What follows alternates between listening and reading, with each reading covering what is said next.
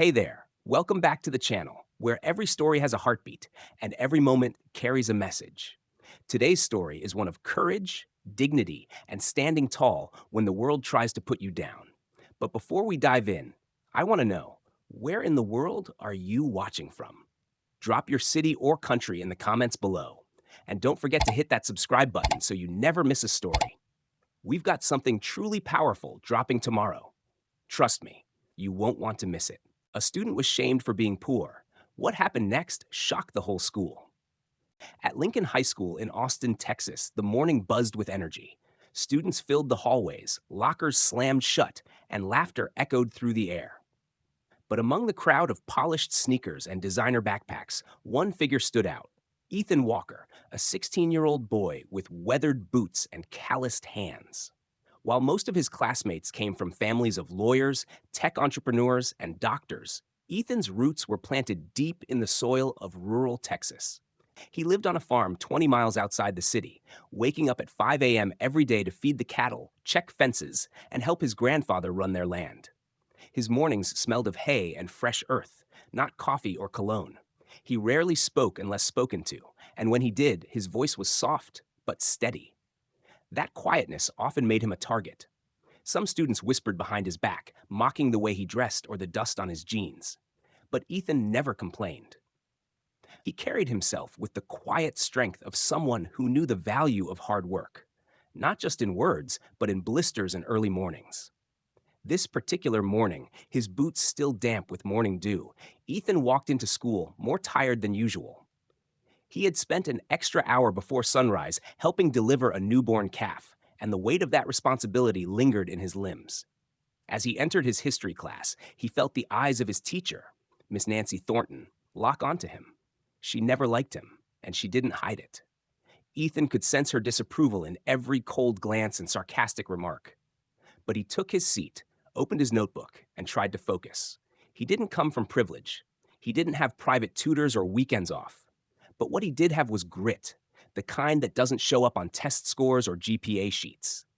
And as he sat there, exhausted yet determined, he didn't know that this would be the day everything changed. Not just for him, but for everyone who had ever underestimated the quiet kid in the back of the class. Ethan barely had time to catch his breath when the history lesson began. Miss Nancy Thornton, always sharply dressed and rigid in her posture, paced at the front of the classroom with her usual air of superiority. Her voice cut through the silence as she began quizzing the class about the Civil War. Ethan tried to follow along, but the words on the board swam before his tired eyes. His body ached from the morning's farm work, and his mind felt like it was still out in the fields. Then it happened. "Mr. Walker," Miss Thornton said, her tone clipped, "why don't you tell us the year the war ended?" Ethan froze. His brain scrambled to find the answer, but all he could think about was the newborn calf he'd helped deliver just hours earlier. The classroom seemed to hold its breath.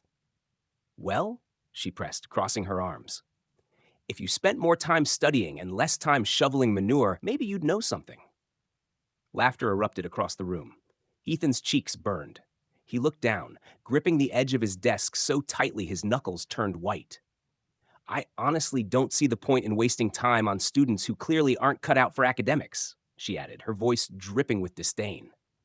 "Maybe you should stick to what you know best: feeding pigs and plowing dirt." The room fell into a stunned silence.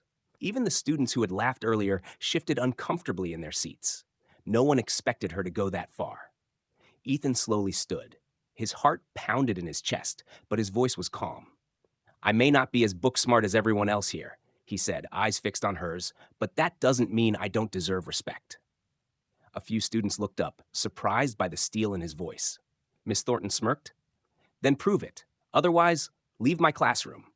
Ethan didn't say another word. He picked up his backpack, slung it over his shoulder, and walked out.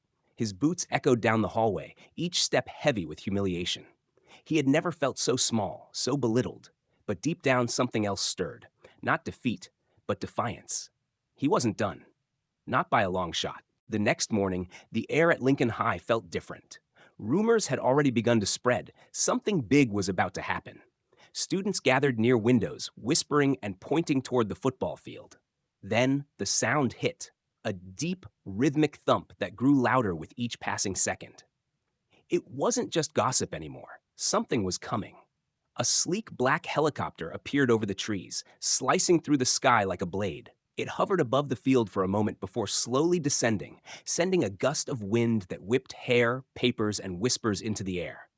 Phones were out instantly. No one had ever seen anything like this at their school. The door of the helicopter opened, and out stepped a tall man in a dark, tailored suit. He looked like someone out of a movie, commanding, composed, powerful. But it wasn't just his presence that caught everyone's attention.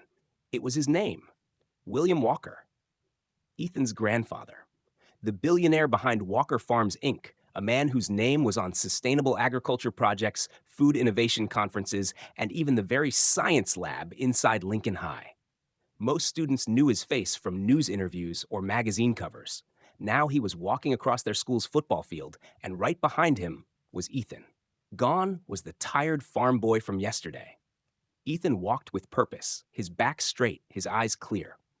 He didn't look broken anymore. He looked ready. Teachers rushed outside, including Miss Thornton, who froze when she recognized the man heading straight for her. "I understand there was a problem in your classroom yesterday," Mr. Walker said, his deep voice echoing down the hallway as he entered the school.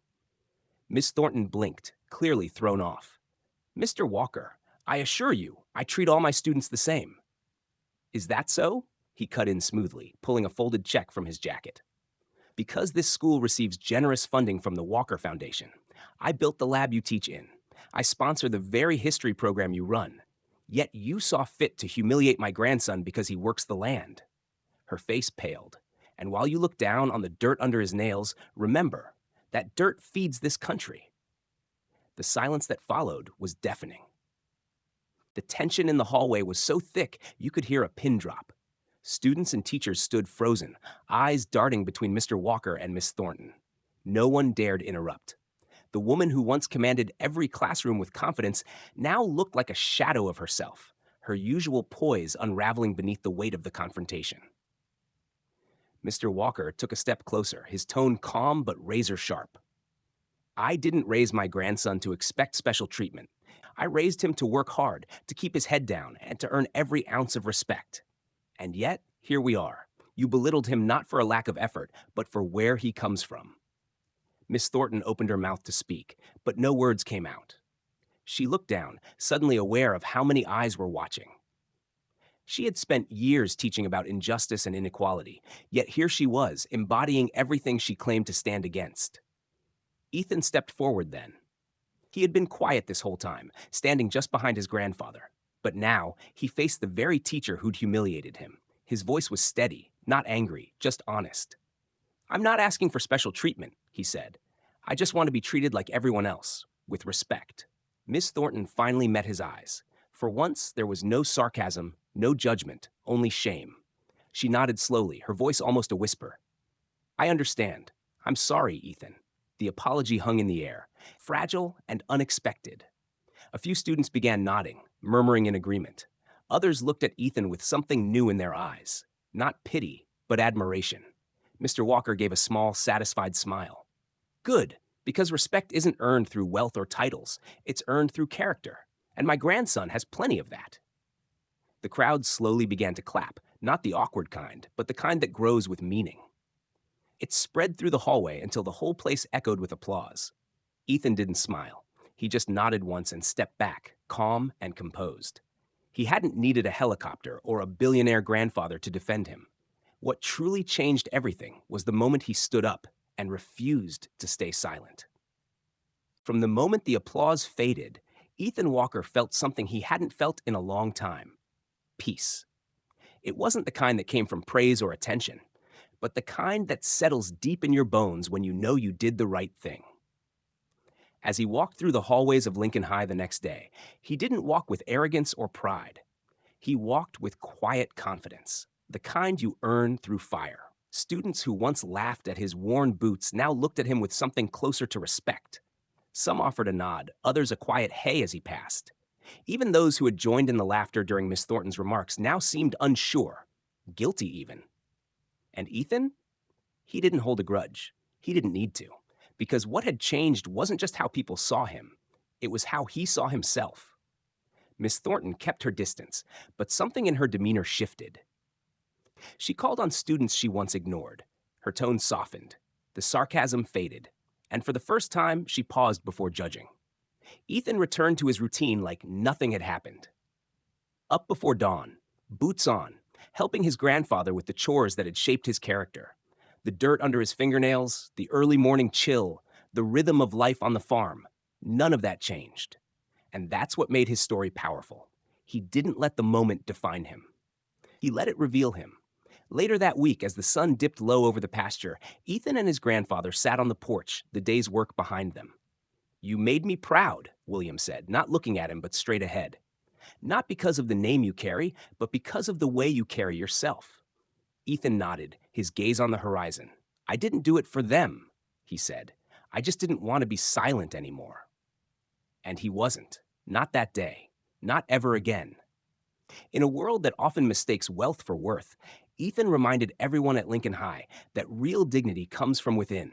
Not from money, not from status, but from standing your ground, speaking your truth, and walking forward with your head held high. Ethan's story is more than just a moment in a classroom. It's a reminder that strength isn't always loud, and respect isn't something you beg for. It's something you earn. Now we want to hear from you.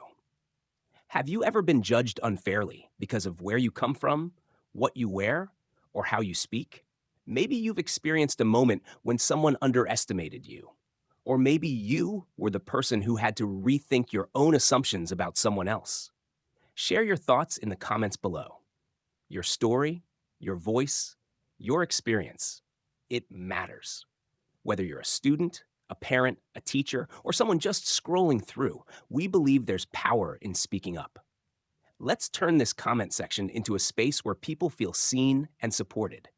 Also, tell us where you're watching from. It's always incredible to see how these stories connect people from all over the world. Whether you're in a small town in Kansas or a big city like New York or LA, you're part of this community.